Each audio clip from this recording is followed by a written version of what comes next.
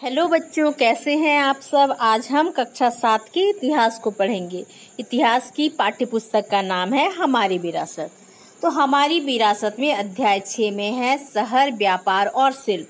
तो इस पाठ का कुछ अंश हम पढ़ चुके हैं पहले ही और कुछ अंश बाकी रह गया था जिसे आज हम पूरा करेंगे।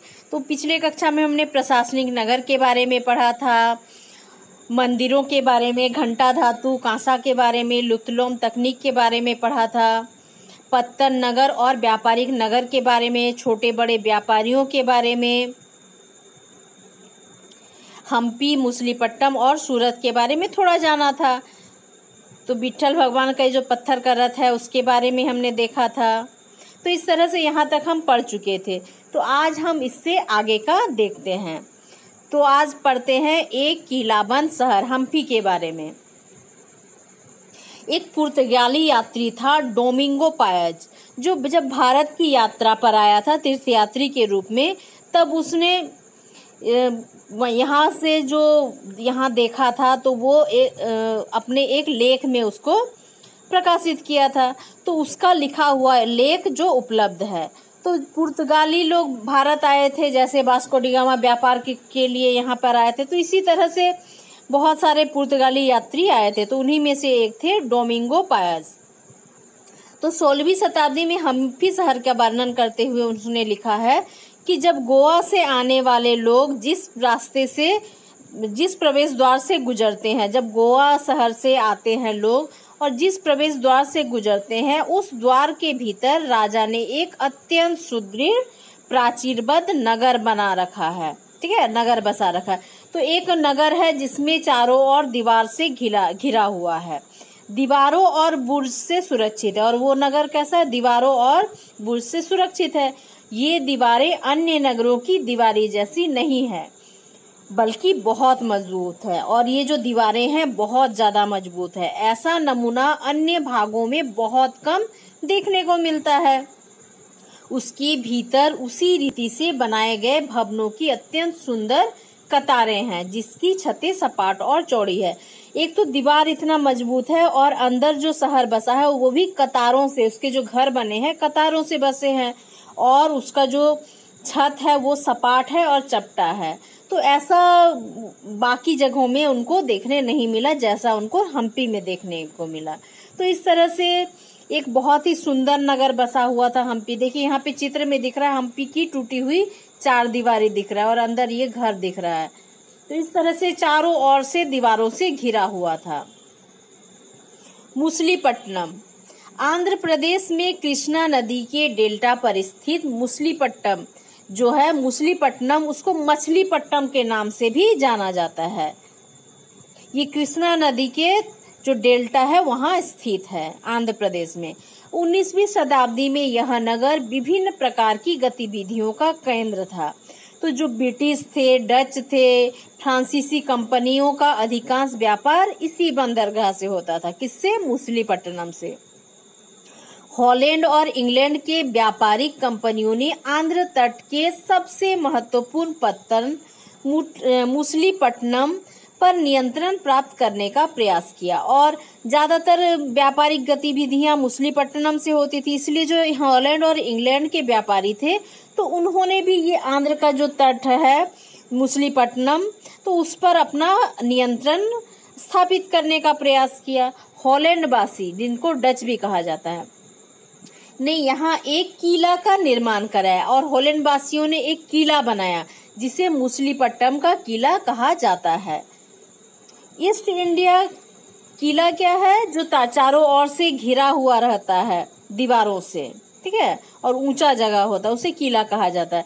तो ईस्ट इंडिया कंपनी के बढ़ते प्रभाव से चिंतित होकर गोलकुंडा के कुतुबशाही शासकों ने कपड़ों, मसालों तथा अन्य चीजों की बिक्री पर शाही एकाधिकार लागू कर दिया। और ईस्ट इंडिया का प्रभाव भारत में बढ़ रहा था, तो इससे चिंतित होकर जो गोलकुंडा के कुतुबशाही शासक थे, तो उन्होंने जो कपड़ा, मसाला और अन्य चीजों पर जो बिक्री पर क्या कर दिया? शाही एकाधिकार। मतलब सिर्फ शासक ही इस चीजों की बिक्री कर सकते थे।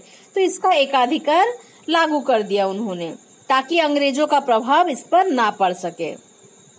इसके तहत कपड़े एवं मसाले की खरीद बिक्री पर सरकार का अधिकार स्थापित हो गया। तो इस तरह से क्या हो गया, जो शासक का अधिकार था मसालों की खरीद बिक्री पर, एक अधिकार हो गया।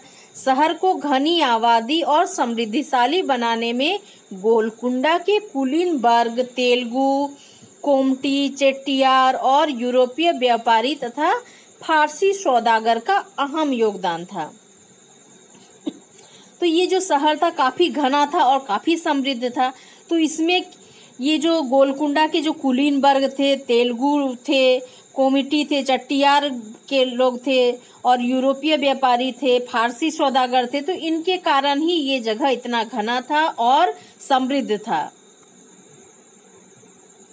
बाद में गोलकुंडा पर मुगलों का प्रभाव बढ़ने लगा और गोलकुंडा पर बाद में क्या हुआ, मुगल शासकों का प्रभाव बढ़ने लगा। मुगल सूबेदार मीर जुमला ने व्यापारिक हितों को लेकर हॉलैंड एवं इंग्लैंड की कंपनियों को आपस में लड़वा दिया। जब ये जो हॉलैंड और इंग्लैंड के कंपनी थे उनमें बहुत अच्छा व्यापार कर रहे थे और इसको देखते हुए, और वे अपना जो मुसलीपट्टनम पर भी उनका अधिकार हो गया था, तो इसको देखते हुए जो मुगल सूबेदार थे, तो इस चीज को कम करने के लिए, उनकी जो व्यापारिक गतिविधियां उसको कम करने के लिए उन्होंने, मीर जुल्मा ने क्या किया, उनको आपस में लड़ा दिया। किनको आपस में लड़ा दिया? हॉलैंड और इंग्लैंड के कंपनियों को। अब देखते हैं रेशम मार्ग। रेशम मार्ग का नाम चीन के रेशम नाम पर पड़ा, जिसका व्यापार इस मार्ग से होता था। तो जिस मार्ग से होकर चीन से रेशम का व्यापार होता था, तो उस मार्ग को रेशम मार्ग कहा जाने लगा। यह मार्ग प्राचीन और मध्यकाल में ऐतिहासिक, व्यापारिक, सांस्कृतिक मार्गों का एक समूह था। और ये जो मार्ग था मध्यकाल में क्या था कि व्यापार जब होता है तो साथ में क्या होता है, संस्कृतियों का आदान प्रदान होता है, भाषाओं का आदान प्रदान होता है। तो इस मार्ग से व्यापारिक सांस्कृतिक मार्गों का भी एक समूह था, क्योंकि इसमें बहुत सारे देशों के लोग इसी रास्ते से होकर व्यापार करने आते थे। तो इससे क्या हो गया, ये व्यापारिक और सांस्कृतिक दोनों का ही सम्मिलित रूप हो गया, जिसके माध्यम से एशिया, यूरोप और अफ्रीका जुड़े हुए थे। और इसी रास्ते से क्या थे, जो व्यापार होता था एशिया से, यूरोप से, अफ्रीका से, इसी मार्ग से होता था। इस मार्ग का चीन, भारत, मिस्र, ईरान, अरब, प्राचीन रोम की सभ्यताओं पर काफी असर पड़ा और यहाँ से होकर एशिया, यूरोप, अफ्रीका सारे जगहों पे व्यापार होता था। तो ये जो रेशम मार्ग था, चीन, भारत, मिस्र, ईरान और अरब, प्राचीन जो रोम सभ्यता था, सबका असर पड़ा, क्योंकि सभी जगहों के लोग इससे आना जाना करते थे, व्यापार करते थे और आपस में मिलते थे, जिससे संस्कृतियों का भी आदान, सभ्यताओं का आदान प्रदान होता था। व्यापार के अलावा ज्ञान, धर्म, संस्कृति, भाषाएं, विचारधाराएं भी फैली। और सिर्फ व्यापार में वस्तुओं का ही आदान प्रदान, बिक्री खरीद नहीं होता है, साथ ही उनकी जो भाषाएं हैं, उनकी जो विचारधारा, धर्म, संस्कृति, ज्ञान है, उसका भी प्रभाव पड़ता है। भारत का व्यापार भी इस मार्ग से होता था। भारत का जो व्यापार होता था दूसरे देशों से इसी मार्ग से होता था। भारत मसाले, हाथी दांत, कपड़े, काली मिर्च और कीमती पत्थर चीन को भेजता था। चीन क्या मंगाता था भारत से? हाथी दांत, कपड़ा, काली मिर्च और पत्थर, कीमती जो पत्थर थे। और चीन से भारत मंगाता था रेशम, चाय, चीनी, मिट्टी के बर्तन भारत लाया जाता था चीन से। रोम से सोना, चांदी, शीशे की वस्तुएं, शराब, कालीन और गहने आते थे भारत। रेशम मार्ग का जमीनी हिस्सा 6500 किलोमीटर लंबा था। तो ये जो रास्ता था 6500 किलोमीटर लंबा था। तो जो मीर जुल्मा था, जिसने इंग्लैंड और हॉलैंड के व्यापारियों को लड़वाया था, वो खुद भी एक व्यापारी था। और जब क्या करते हैं, जब दो व्यापारी आपस में लड़ेंगे तो तीसरे व्यापारी को लाभ होगा, और इसी लाभ को कमाने के लिए मीर जुल्फा ने उन दोनों को लड़ा दिया था। सन 1686-87 में मुगल शासक औरंगजेब ने गोलकुंडा पर अधिकार जमा लिया। और मुगल शासक जो औरंगजेब थे उसने क्या किया, गोलकुंडा पर अधिकार जमा लिया। अब यूरोपीय कंपनियों को ऐसे नए जगहों की आवश्यकता महसूस हुई जो व्यापारिक केंद्र के साथ राजनीतिक और एवं प्रशासनिक महत्व के थे। तो ऐसे जगहों की भी आवश्यकता महसूस होने लगी यूरोपीय कंपनियों की, जहां व्यापारिक केंद्र हो सकता था या फिर राजनीतिक और प्रशासनिक महत्व भी हो वैसे जगहों का। तो इस उद्देश्य को के लिए यूरोपीय कंपनियां बम्बई, जो अभी जिसका नाम मुंबई हो गया है, कलकत्ता जिसका अभी नाम कोलकाता हो गया, और मद्रास जिसका नाम वर्तमान में क्या है, चेन्नई। तो ये तीनों क्या थे, राजनीतिक और व्यापारिक दृष्टि से महत्वपूर्ण थे। तो इन कंपनियों ने मूसलीपट्टनम से जाने के बाद इस शहर के व्यापार में कमी आने लगी, और जब ये कंपनियां वहां से चली गई, इंग्लैंड और हॉलैंड की कंपनियां मूसलीपट्टनम से, तो वहां का जो व्यापार था थोड़ा मंदा होने लगा, और उन्हीं के कारण बाजारों में रौनक थी, समृद्धि थी। लेकिन जब ये इस जगह को छोड़कर चले गए तो व्यापार थोड़ा कम होने लगा। 18वीं शताब्दी के दौरान उसका पतन हो गया। आज यह एक छोटे से जीर्ण शहर से अधिक कुछ नहीं। जो मूसलीपट्टनम है उसका क्या हुआ, जब वे लोग चले गए, वे व्यापारी चले गए, उनके कारण समृद्धि थी, वे जब चले गए उस जगह से तो क्या हो गया, धीरे धीरे उसका पतन होने लगा, मूसलीपट्टनम का पतन होने लगा, और धीरे धीरे वो एक जीर्ण टूटे फूटे शहर में बदल गया, और उससे जो पहले जो रौनक थी वो उसमें अब नहीं रही। देखिए यहाँ 19वीं शताब्दी के प्रारंभ में बम्बई की एक सड़क का दृश्य है। देखिए व्यापारी क्या कर रहे हैं, लेन देन कर रहे हैं, मजदूर ढो रहे हैं पालकी। तो ये दृश्य बम्बई का है। अब देखते हैं सूरत, पश्चिम का प्रवेश द्वार।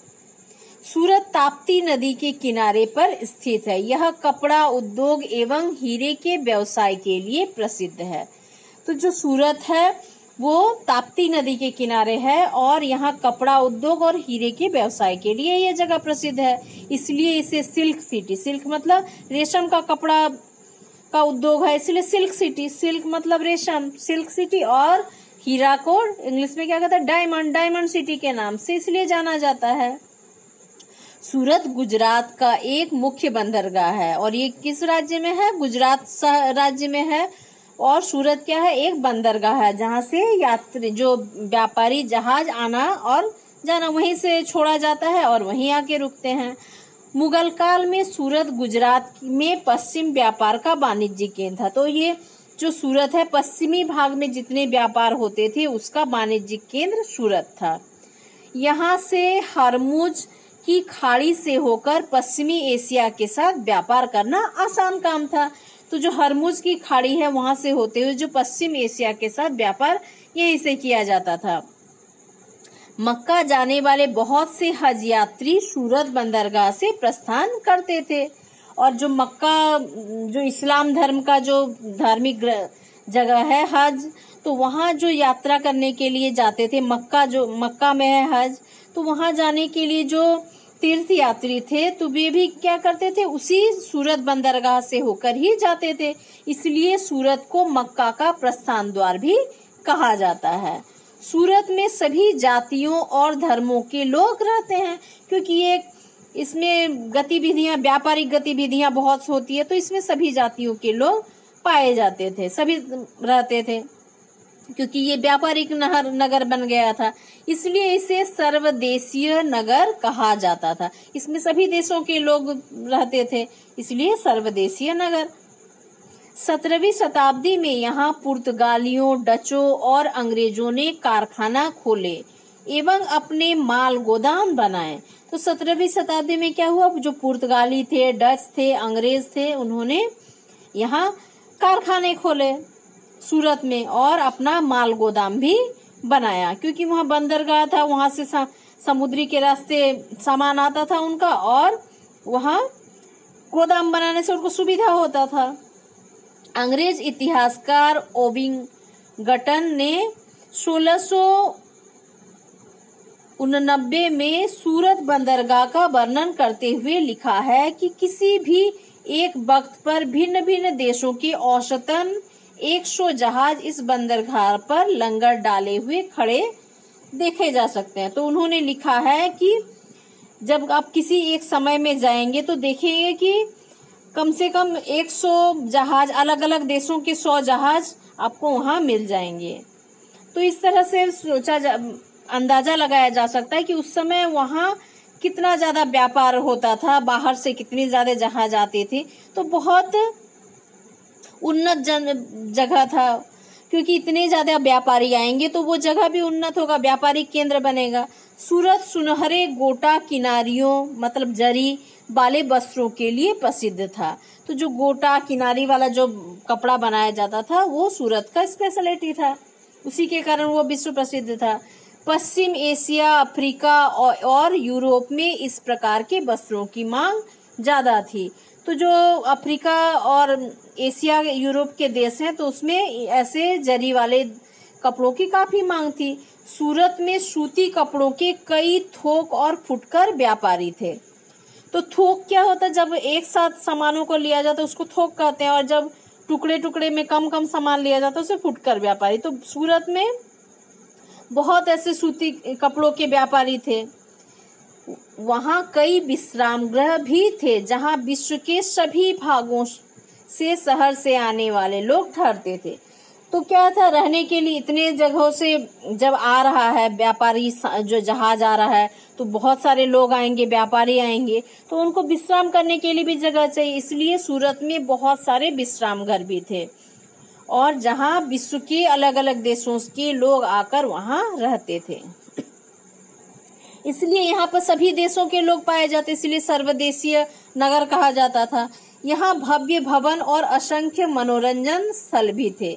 तो इतने अलग अलग देशों से जब लोग आएंगे तो क्या होगा, बड़े बड़े भवन भी होंगे और मनोरंजन के साधन भी उपलब्ध थे। यहाँ यूरोपीय कंपनियों के अलावा कठियावाड़ी सेठों और महाजनों की बड़ी बड़ी साहूकारी कंपनियां भी थी। तो यूरोपीय जो कंपनी थी वे तो थी ही, साथ ही जो कठियावाड़ी सेठ थे, महाजन थे और बड़े बड़े साहूकारों की भी कंपनियां थी। उल्लेखनीय है कि सूरत से जारी की गई हुंडियां मिस्र में काहिरा, इराक में बसरा और बेल्जियम के एंटवर्प के बाजारों में स्वीकृत की जाती थी। और जो सूरत में जारी की जाती थी हुंडी, तो उसको मिस्र और इराक और दूसरे देशों में भी इसको माना जाता था।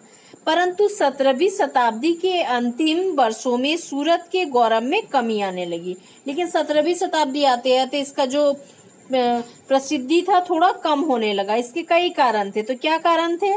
पहला था मुगल साम्राज्य के पतन के कारण बाजारों तथा उत्पादकता की हानि। तो क्या हुआ, पहले मुगलों का शासन था, लेकिन मुगलों के बाद क्या हुआ, अंग्रेजों ने देश पर कब्जा करने लगा, तो मुगलों का क्या हो गया, पतन हो गया। तो इसके कारण क्या हुआ, जो बाजार था और उसका उत्पादकता था उसमें थोड़ा हानि होने लगा, कमी आने लगी। दूसरा था अंग्रेजों एवं डचों के बीच समुद्री मार्ग पर नियंत्रण को लेकर उत्पन्न प्रतियोगिता। तो जो अंग्रेज थे, डच थे, उनमें आपस में क्या होता था, समुद्री मार्ग में अपना अपना नियंत्रण स्थापित करने के लिए कंपटीशन होता था, प्रतियोगिता होता था। तो इस कारण से जो सूरत का वैभव था, गौरव था, वो धीरे धीरे थोड़ा कम होने लगा। अब बम्बई समुद्री व्यापार के प्रमुख पत्तन के रूप में उभरा, और जो बम्बई समुद्री पत्तन था वो ज्यादा ये फेमस होने लगा और ज्यादा उपयोग में लाने जाने लगा व्यापारियों के द्वारा, क्योंकि यहाँ सन 1668 ईस्वी में ईस्ट इंडिया कंपनी ने अपना मुख्यालय स्थापित कर लिया। और जो बम्बई समुद्री पत्तन था तो उसमें क्या था, ईस्ट इंडिया कंपनी ने अपना मुख्यालय स्थापित कर लिया था, इसलिए वो ज्यादा चलन में आने लगा। आज सूरत एक महत्वपूर्ण वाणिज्यिक केंद्र है। तो आज भी क्या है, सूरत जो व्यापार की दृष्टि से काफी महत्वपूर्ण नगर है। देखिए यहाँ चित्र क्या है, देवघर। अब देखिए देवघर के बारे में हम जानते हैं। देवघर को बैद्यनाथ धाम के नाम से भी जाना जाता है। झारखंड के देवघर का मंदिर 12 ज्योतिर्लिंगों में से एक ज्योतिर्लिंग के रूप में प्रसिद्ध है। तो पूरे देश में अलग अलग जगहों में अलग ज्योतिर्लिंगों की स्थापना की गई थी। तो जो 12वां नंबर ज्योतिर्लिंग है, जो 12 ज्योतिर्लिंग है उसमें से देवघर का जो ज्योतिर्लिंग है वो भी है। तो यह भारत के मुख्य मंदिर नगरों में से एक है। तो भारत के जो प्रमुख मंदिर नगर है उनमें से देवघर भी एक प्रमुख नगर है। मंदिर परिसर में 22 मंदिर स्थापित हैं और मंदिर के अंदर भी क्या है, 22 छोटे छोटे मंदिर हैं। सावन मतलब जुलाई अगस्त के महीने में यहाँ भगवान शिव की पूजा आराधना बड़े जोर शोर एवं भक्ति भाव से होती है। वर्ष के शेष महीनों में भी देश के सभी क्षेत्रों के श्रद्धालुओं के साथ जो विदेशी पर्यटक है वो भी यहाँ आते हैं, क्योंकि ये बहुत फेमस है, 12 ज्योतिर्लिंगों में से एक है। झारखंडों के एक तीर्थस्थल के रूप में विकसित देवघर का शहर व्यापार, शिल्प तथा पर्यटन आदि के विकास में विशेष महत्व है। तो झारखंड का ये क्या है, एक तीर्थ स्थान है और ये तीर्थ स्थान के रूप में जो विकसित देवघर है ये व्यापार, शिल्प और पर्यटन आदि के रूप में भी इसका विशेष महत्व है। देवघर शहर के चतुर्दिक विकास का मुख्य आधार बाबा बैद्यनाथ मंदिर को माना जाता है और मंदिर ही उनका मुख्य केंद्र है और मंदिर के आसपास उससे जुड़े काफी व्यापारों का भी विकास हुआ, शिल्प का विकास हुआ। तो मुख्य आधार क्या है, बाबा बैद्यनाथ का मंदिर ही है। पौराणिक मान्यता है कि रावण के द्वारा यहाँ इस शिवलिंग को लाया गया था। तो क्या है कि भगवान शिव को प्रसन्न करके शिवलिंग को लेकर रावण अपने लंका जा रहा था, तभी उसको रास्ते में रुकना पड़ा और ये भगवान शिव ने कहा था कि जिस जगह में मुझे रख दिया जाएगा मैं वहीं स्थापित हो जाऊंगा। तो उनको रावण को लंका शिवलिंग न ले जाने के लिए नारद ने एक चाल चली और जब रावण को कहीं बाहर जाना था तो शिवलिंग नारद के हाथ में रख दिया और नारद ने क्या किया, वहीं पर शिवलिंग को स्थापित कर दिया और जिस जगह में स्थापित किया था वही बैद्यनाथ मंदिर है जो देवघर में स्थित है। अतः यह रावणेश्वर बैद्यनाथ के नाम से भी प्रसिद्ध है, क्योंकि ये रावण के द्वारा लाया गया शिवलिंग था, इसलिए इसे रावणेश्वर बैद्यनाथ भी कहा जाता है। राजा पूरनमल ने 1514-15 ईस्वी में बाबा बैद्यनाथ मंदिर का निर्माण कराया था और जो पूरनमल थे उस समय के राजा 1514-15 ईस्वी में उन्होंने बैद्यनाथ मंदिर का निर्माण कराया था। मुगल कालीन कृति खुलासती ए तवारीख में इस मंदिर की चर्चा की गई है। तो मुगल काल में जो एक किताब लिखी गई थी उसमें खुलासित ए तवारीख नाम का एक किताब था, उसमें मंदिर का चर्चा किया गया था। भारी संख्या में श्रद्धालुओं के आगमन के कारण पूजा सामग्री एवं अन्य आवश्यकताओं के मद्देनजर शहर की पूरी अर्थव्यवस्था इसी मंदिर से जुड़ी है। तो क्या है, मंदिर है तो पूरे देश से विदेश से भी लोग यहाँ आ रहे हैं, तो पूजा के लिए सामग्री खरीदना होगा, तो सामग्री के लिए दुकान है, तो इसमें क्या है, दुकान जो चला रहे हैं वे भी व्यापारी हैं, तो इस तरह से सामग्रियों का व्यापार बढ़ा और कुछ लोग स्मृति के स्वरूप यहाँ से कुछ ले जाते हैं, तो शिल्प का भी व्यापार बढ़ा, शिल्प का भी उद्योग बढ़ा। तो इस तरह और साथ ही क्या है कि यहाँ इतने संख्या में लोग आते हैं तो बाकी यातायात में भी से भी लोगों को लाभ होता है और पर्यटन का केंद्र है, इसलिए इससे जुड़े व्यापार से जुड़े और बहुत सारे मंदिर से आश्रित लोग आसपास जुड़कर एक मंदिर नगर का स्थापना हो गया है। धीरे धीरे देवघर की आबादी में बढ़ोतरी होती गई और यह एक मंदिर नगर के रूप में विकसित हो गया। प्रारंभ में मंदिर बना और धीरे धीरे मंदिर से जुड़ा जो व्यवसाय था वो होता रहा और जो पूरा शहर है वो मंदिर नगर के रूप में विकसित होने लगा। देखिए ये देवघर मंदिर के अंदर का दृश्य है, कितने सारे मंदिर हैं अंदर, दिखा ना, 22 मंदिर है मंदिर के अंदर। देवघर का बैद्यनाथ मंदिर, देखिए कितने सारे लोग, कितनी भीड़ है ना। तो इस तरह से ये चैप्टर आपका कंप्लीट हुआ। तो अब देखते हैं इसमें कुछ शब्द है जानने के लिए, शब्द है जैसे शिल्प है, क्राफ्ट, शहरीकरण, अर्बनाइजेशन, वाणिज्यिक केंद्र, कमर्शियल सेंटर, मंदिर नगर, टेम्पल टाउन, बंदरगाह, पोर्ट, रेशम मार्ग, सिल्क रूट। तो इस तरह से ये चैप्टर कंप्लीट हुआ। आप इसको कर लेंगे, कोई दिक्कत होगा तो कमेंट करेंगे।